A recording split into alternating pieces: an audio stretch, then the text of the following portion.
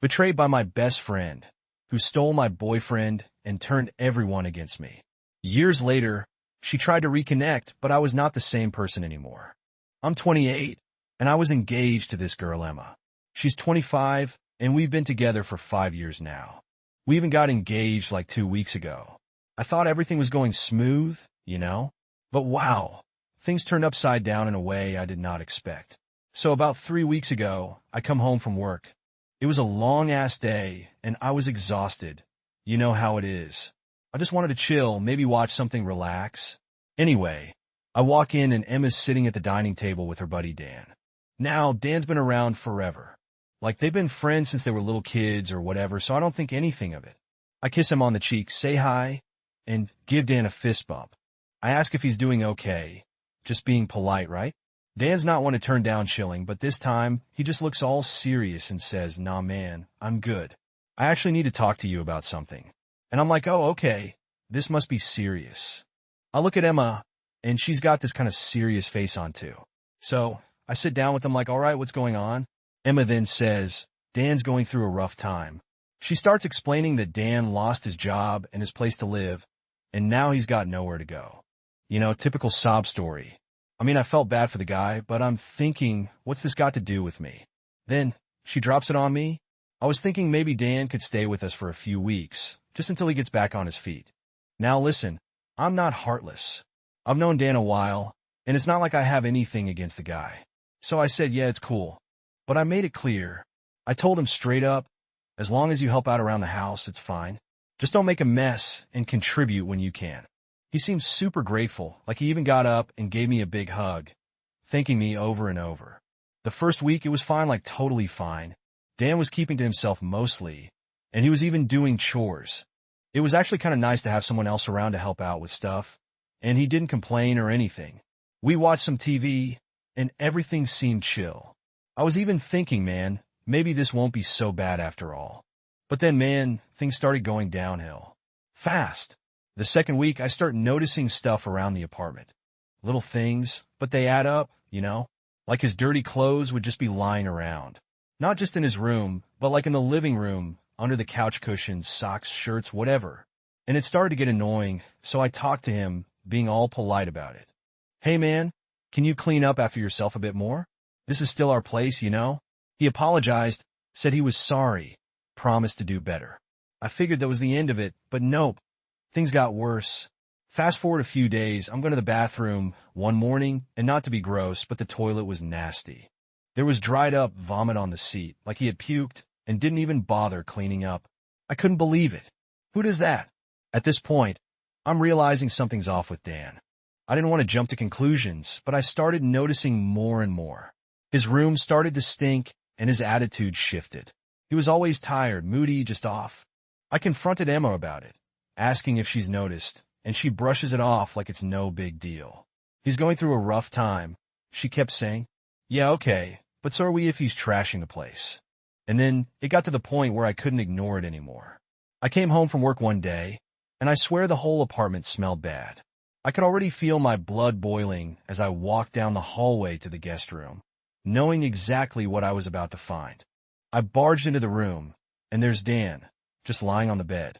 The place was a mess, clothes everywhere, and the smell. Man, it was like he hadn't cleaned the room in days. I completely lost it. I started yelling at him, telling him he needed to clean up, contribute, or he's out. No more playing nice. I gave him 2 days to clean up his act or leave. Emma, of course, tries to calm me down, saying I'm overreacting, but I wasn't having it. I'd been patient enough, and he was totally taking advantage of the situation. And you know what he does? Instead of apologizing, this guy stands up, and I swear, he just lunges at me. Like out of nowhere, full-on attacks me. I didn't even have time to react. Next thing I know, I'm slammed into the wall, and everything goes black. When I came to, there were flashing lights everywhere. It took me a second to realize it wasn't a dream. 2 cops were standing over me, one shining a flashlight right in my face, and I could hear Emma's voice in the background. I tried to sit up, but my head was pounding like crazy, and I felt so disoriented. The cop helps me up, and I ask, what the hell's going on? He tells me that they got a call from Emma, saying I'd gotten violent and attacked her and Dan. I'm like, what the hell? I attacked them? That didn't even make sense. But they weren't interested in my side of the story. They grabbed me, dragged me outside, and all I could see was Emma and Dan talking to the cops like they were the victims. I barely remember getting into the squad car, but I do remember looking at Emma, and she wouldn't even look at me. She just stood there next to Dan, looking all upset, like I was the problem. I felt like I was living in some nightmare. Everything was a blur after that. I don't even remember much of the drive to the station. All I know is I ended up in a holding cell, my head pounding, not sure how the hell this all went down so fast. So there I was sitting in the holding cell, head pounding, trying to figure out what the hell just happened. I still couldn't believe it. One minute I'm in my own home, and the next I'm getting hauled away like a criminal. I kept replaying the scene in my head. Emma called the cops on me? For what? Because I told Dan to clean up his act or leave. None of it made sense. I was stuck in that damn cell for hours. Nobody told me anything, and the whole time I was just stewing in my anger. I couldn't stop thinking about how I was the one who got knocked out, yet somehow I was the bad guy. When they finally let me go, they acted like they were doing me a favor. You're lucky we're not pressing charges, one of the cops said. Charges? For what? I didn't even do anything. Anyway, I called my dad to come pick me up. I wasn't about to go back to the apartment just yet. I needed some time to cool down and process everything. My dad, of course, had a million questions, but I wasn't ready to talk about it yet. All I told him was that I needed a ride and that Emma and Dan had basically turned on me. He could tell something serious had gone down, but he didn't push. The whole drive, my mind was racing. How could Emma do this to me? We've been together for 5 years, 5 damn years, and she pulls this? It wasn't like we had some perfect fairy tale relationship or whatever, but I thought we were solid. This wasn't just some minor argument. This was betrayal, pure and simple. She had my back for 5 years, and now suddenly Dan shows up, and she sides with him? Over me? I just couldn't wrap my head around it. When I got back to my dad's place, I crashed on the couch. I didn't have the energy to explain everything yet, and honestly, I didn't even know how to. What was I supposed to say? Oh, hey Dad, guess what? My fiancée called the cops on me because her loser friend decided to throw me into a wall. Yeah, that would go over well. After a couple of days, I decided I needed to get my stuff from the apartment. I wasn't planning on sticking around to have another confrontation with Emma. I was done with her. But of course, when I get there, she's sitting on the couch like nothing happened. I swear my blood was boiling the second I saw her. She had the nerve to try and act all sad, with her eyes red and puffy like she'd been crying nonstop, but to me it was just an act. Before I could even say anything, she jumps up and starts talking, trying to explain herself. Joe, please, just listen to me. I didn't know what else to do. Dan was panicking, and I cut her off right there. I don't want to hear it, Emma. You had a choice, and you chose Dan over me. What else is there to say? She kept begging, but I was done. I told her to pack her stuff and leave. I didn't even care about the details anymore. I just wanted her out of my life. She tried pulling the whole, but I still love you card, but at that point it didn't mean anything to me. Love doesn't involve calling the cops on your partner and lying to protect someone else. That's not love. That's betrayal.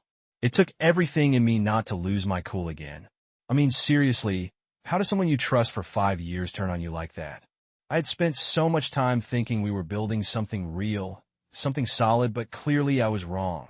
I told her to get her stuff and get out, and she did, but not without trying to plead her case a million more times.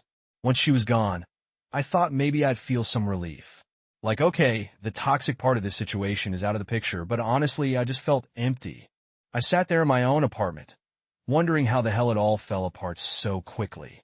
I started doubting everything, our entire relationship, the engagement, all of it. Had she been lying to me this whole time? Was Dan always more important than me? Then a few days later, Emma started blowing up my phone again. At first, I ignored it, but after the 50th missed call, I figured I'd hear what she had to say. She's crying again, telling me how she's sorry, how she didn't mean for any of this to happen. She told me she panicked when Dan knocked me out, and that she didn't want him to get in trouble because he was already on probation. Apparently, they thought it would be easier to lie and say I was the one who attacked them. Yeah, because that makes so much sense, right? I didn't even know what to say to that. Easier? Easier for who? It sure as hell wasn't easier for me. I spent the night in jail because of their lies. I got knocked unconscious in my own home, and somehow I'm the bad guy. She tried to explain how it was all just a mistake, how they panicked in the moment. But honestly, I didn't care anymore. I hung up on her after that. I couldn't listen to any more of her excuses. I didn't want to hear about how she didn't mean to hurt me. Because at the end of the day, she did hurt me. And the worst part? She didn't even seem to realize how deep that cut went. That night, I got hit with the worst headache I've ever had. I was throwing up, dizzy, couldn't even stand up without feeling like I was going to pass out. So I went to the hospital, and guess what? Concussion. They told me I'd probably been concussed the night Dan knocked me out, but because I didn't get checked out right away, I made it worse by not resting. So now I'm stuck at home for at least a month, and all I can do is think about what a mess my life has become. I lost my fiancé, my trust in someone I thought I loved, and now I'm physically wrecked because of the whole thing. And the cherry on top? Emma keeps trying to come over, leaving messages saying she wants to talk. But what is there to talk about? She made her choice. She lied to protect Dan. Now I'm just here, trying to figure out how the hell to move forward from this. Do I completely ghost her? Do I give her the closure she's begging for? Part of me wants to just disappear and never hear from her again. But another part of me, the part that still loves her, can't help but feel like I need to do something. But what? Update 1. It's been about a week since everything went down. I've been stuck at home, recovering from this damn concussion. And let me tell you, being trapped in your own head with nothing but your thoughts and a messed up relationship to dwell on is not the kind of rest I needed. So Emma's still been trying to reach out like constantly. It's getting ridiculous. I've got messages from her mom, her sister, all saying how sorry she is and how she just wants to see me and explain everything. But at this point, what's left to explain? She already told me the worst of it, right? But every time I ignore her, I feel this weird pit in my stomach. Like I'm questioning if maybe I'm making the wrong call. You ever get that feeling where you know something's the right move, but it still eats at you? Anyway, a few days ago, I get this text from her mom. And this is where things take a pretty messed up turn. Her mom tells me Emma tried to overdose on painkillers. Yeah, I know. That hit me like a brick. She said Emma was in the hospital and that she was asking to see me. My first reaction? Honestly, I felt guilty. I mean, I ghosted her for a week straight, and now she's in the hospital. But then the anger kicked in. Was this another way to get sympathy? I know that sounds harsh, but after what she did, lying to the cops, throwing me under the bus for Dan of all people, I couldn't help but question everything she says or does now. I kept thinking, is this just some play to make me feel like I'm the one at fault? Or was she really at that low point? I didn't text her mom back right away. I just sat there, phone in hand, staring at the message. My mind was going a million miles an hour. A part of me wanted to rush to the hospital to check on her, see if she was okay. But another part of me, the part that's still pissed and hurt, wanted to stay as far away from that whole mess as possible. What would even happen if I went? Would it just be another round of excuses, and I didn't mean to from Emma? Or would I find out that she really was sorry, that she really did hit rock bottom? So I talked to my mom. She's been staying with me while I recover, helping me out and all that. She's been amazing through this whole thing, honestly. She asked me how I was feeling, and I straight up told her about the text from Emma's mom. And you know what my mom said? She told me I needed to think long and hard before making any decisions, that I should be careful with whatever move I make next. But she also reminded me that Emma's actions have consequences, that what she did wasn't just a little mistake. It was something huge, and it nearly ruined my life. She told me that if I do decide to see her, I need to be sure I'm ready for whatever comes next. It's not just a visit. It's a choice that could open up old wounds and drag me right back into the chaos I'm trying to escape from. That's the part that got me. My mom's always been the rational one, and when she said that, I knew she was right. I wasn't ready to face Emma again. Not yet. Not when I'm still piecing my life back together. So I decided to stay home, ignore the texts, and keep focusing on healing physically and mentally. But it's not that easy. Every day I wake up and check my phone, wondering if I'm going to get another update from her mom, wondering if Emma's okay, if she's still in the hospital, or if she's moved on from this whole thing. I keep thinking back to all the good times we had, the 5 years we spent together before everything fell apart. It's like this constant battle in my head between what I know I should do and what my heart still feels for her. Then, yesterday, something else happened. Out of the blue, Dan sends me a message. Can you believe that? After everything, this guy has the nerve to text me. I almost threw my phone across the room when I saw his name pop up. But instead, I opened the message. It was short and to the point. Hey man, I'm sorry for what happened. I didn't mean to hurt you, and I hope you can forgive me. Forgive him? I read that message over and over, and all I could think was, are you kidding me? This dude knocked me out, got me arrested, and now he wants my forgiveness? For what? Because he didn't mean to hurt me? What does that even mean? You don't accidentally ram someone into a wall and leave them unconscious. That's not a mistake. That's a choice. I didn't respond. I couldn't. There was nothing I could say to him that wouldn't just make me even angrier. So, I blocked his number and tried to move on. But his message still bugs me. It's like he's trying to get off the hook with a half-assed apology. Like that'll somehow make everything okay again. And Emma? She's still out there, waiting for me to reach out. Waiting for me to come to the hospital and see her. And I'm just here, stuck in the middle of this whole mess, trying to figure out what the hell I'm supposed to do next. Do I let them back into my life, or do I walk away for good? Because right now, all I feel is this mix of anger, sadness, and yeah, I'll admit it, guilt. As much as I don't want to admit it, I still care about Emma. And that's the hardest part. I can't just switch that off, even after everything she's done. But caring about her doesn't change what happened. It doesn't change the fact that she lied to the cops and put me in jail. It doesn't change the fact that Dan, her so-called friend, attacked me in my own home, and she did nothing to stop it. And it sure as hell doesn't change the fact that I'm sitting here, alone, with a concussion while they get to move on with their lives. So yeah, that's where I'm at. I've got no clue what the next step is, but I know one thing for sure. I'm not rushing back into anything. I've been burned once, and I'm not about to let it happen again. But damn, man, I just wish things didn't have to be this complicated. Update 2. Alright, so things took another wild turn. I thought I was done dealing with all this crap, but guess what? Turns out life had other plans. I've been lying low, trying to figure out what to do next. I mean, the whole situation still has me all twisted up. But just when I thought I could get some peace, another bomb drops. Not literally, but you get what I mean? A few days after Dan's pathetic apology, I'm at home, minding my own business, trying to recover. My head still isn't right from the concussion, and every little thing feels like a damn chore. You know how it is when you're stuck at home with nothing to do, but overthink everything. So I'm sitting there, and my phone starts buzzing again. At first I was like, nope, not dealing with this. But then I see the name on the screen. It wasn't Emma, her mom, or Dan. It was someone I wasn't expecting at all. It was Emma's sister, Lucy. Now, Lucy and I have never been super close. We got along fine, but she wasn't really part of my life outside of family get-togethers or holidays. So, for her to text me out of the blue, yeah, that raised a red flag. I open the message, and it says something like, "Hey Joe, I need to talk to you. It's about Emma. Please don't ignore me." I wasn't in the mood for more drama, but Lucy wasn't the type to stir things up just for the sake of it. So I text her back telling her I'm listening. She hits me with this whole long message about how Emma's not doing well at all.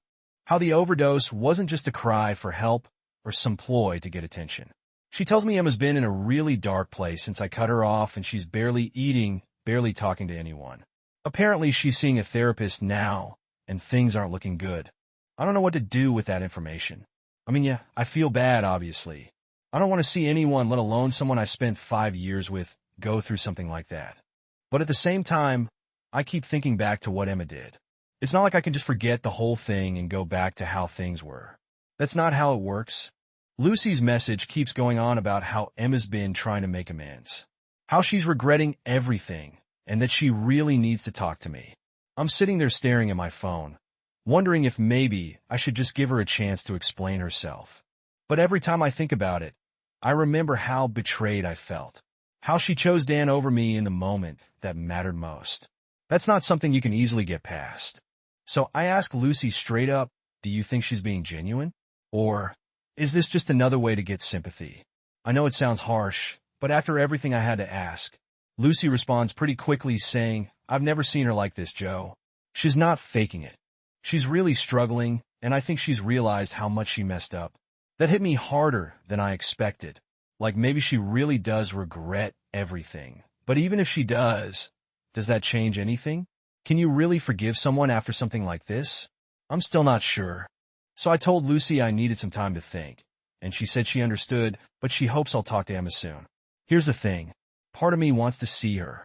I want to hear her out, see if she's really sorry or if it's just more excuses. But the other part of me is like, dude, why would you put yourself through that again? I've been going back and forth with myself ever since I got that message. It's like I'm stuck in this loop of wanting to move on, but also feeling like I need some kind of closure. So I try to distract myself. I went out for a walk, hoping some fresh air would clear my head. But of course, as I'm walking, I run into Dan because of course I do. This guy has the worst timing ever. He's standing there like he's been waiting for me or something. I thought about just walking right past him, but he calls out, "Joe, wait," against my better judgment. I stopped. I didn't want another confrontation, but I wasn't about to run away like a coward either. Dan comes up to me, and before I can even say anything, he starts talking. He's all like, "Look, man, I know you hate me right now, and I get it. I really screwed up, but I just want to explain myself." I didn't really want to hear his excuses, but I let him talk anyway. He goes on about how he was going through a rough time, how losing his job and getting kicked out of his place messed with his head. He admits that he was out of line, that attacking me was the worst thing he could have done, and that he's been trying to figure out how to make it right. But then he drops something I wasn't expecting. He tells me that he and Emma haven't spoken since the night I got arrested. Apparently, after I kicked her out, she cut off contact with him too. Dan looked genuinely upset when he told me this, like he actually cared about her, and I didn't know what to do now that she wasn't speaking to him. I didn't know what to make of it. I mean, on one hand, good, Emma finally realized Dan's a toxic presence in her life. But on the other hand, why didn't she realize that sooner? Why did it take all this chaos for her to see what kind of person Dan really is? I didn't say much to Dan. I just told him, "You can't fix this. What's done is done." He looked defeated, like he knew I was right, but didn't want to accept it. He said he was sorry again and walked off, leaving me standing there with even more questions than I started with. So now I'm left with this mess. Emma's apparently in a really dark place. Dan's out of the picture, and I'm here trying to figure out if I should reach out to her or just keep moving on. I don't know what the right thing to do is. Every time I think I've made a decision, something else comes up, and I'm back to square one. It's like, do I want to risk getting hurt again?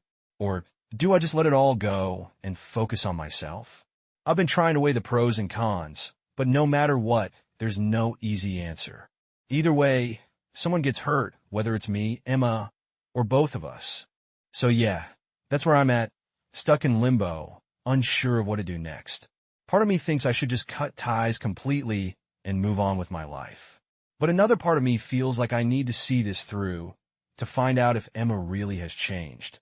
It's a mess, man, a real mess, and I have no idea how to get out of it. Update 3.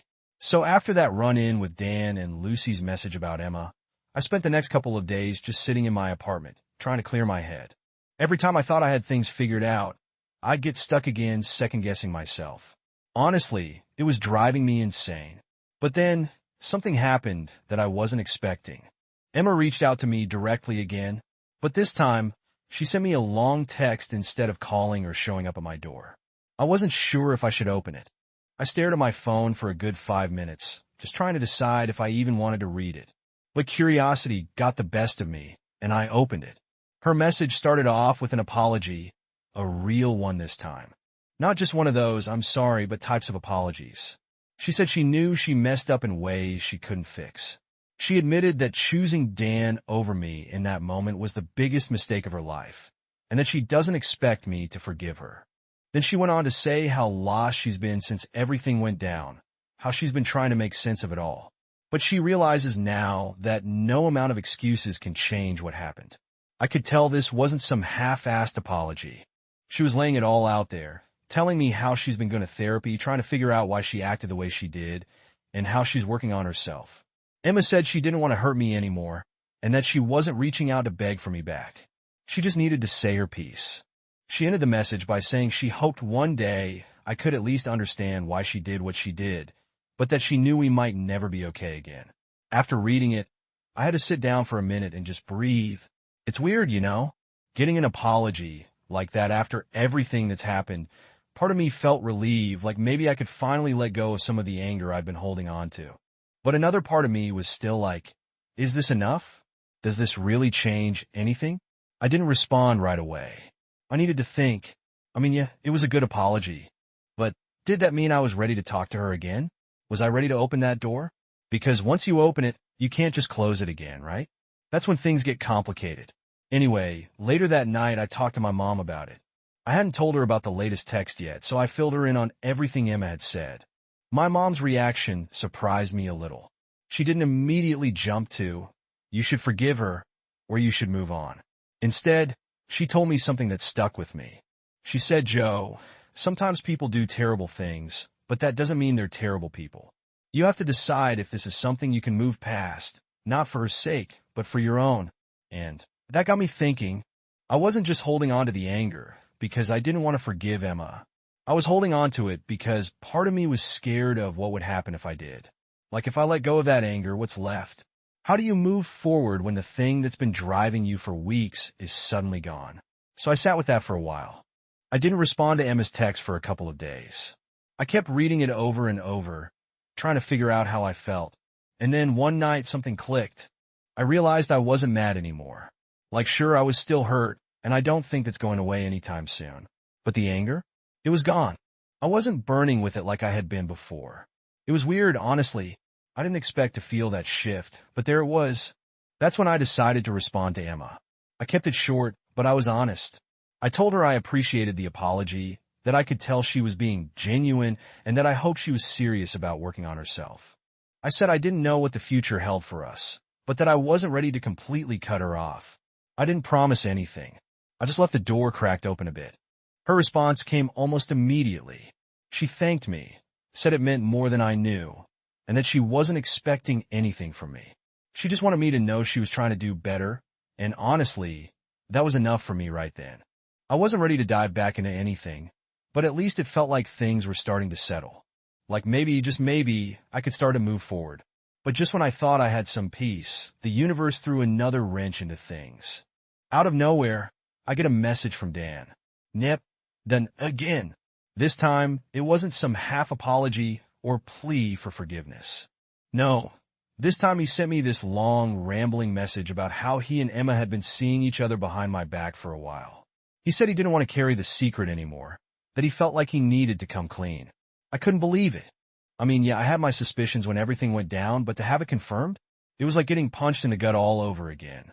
I sat there, staring at my phone, reading his words over and over. They'd been messing around while I was at work, while I was busting my ass to make sure we had a roof over our heads. And she had the nerve to play the victim, to beg for my forgiveness after everything. At that moment, everything shifted again. The anger came flooding back, not just at Emma, but at myself too. How had I been so blind? How had I let them both make a fool out of me like that? I didn't respond to Dan. I couldn't. What was the point? But I did send Emma one final text. It wasn't long, and I didn't sugarcoat anything. I told her I knew about her and Dan, that I knew they'd been lying to me for who knows how long, and that I was done, really done this time. I told her I didn't need any more explanations or apologies. I just wanted her out of my life for good. She didn't respond. Not that night. Not the next day. Not ever. And honestly, I think that's for the best. Sometimes things get so broken that there's no fixing them. And I guess this was one of those times. So yeah, that's where I'm at now. It's over. For real this time. No more what-ifs. No more second chances. Just me moving forward one step at a time.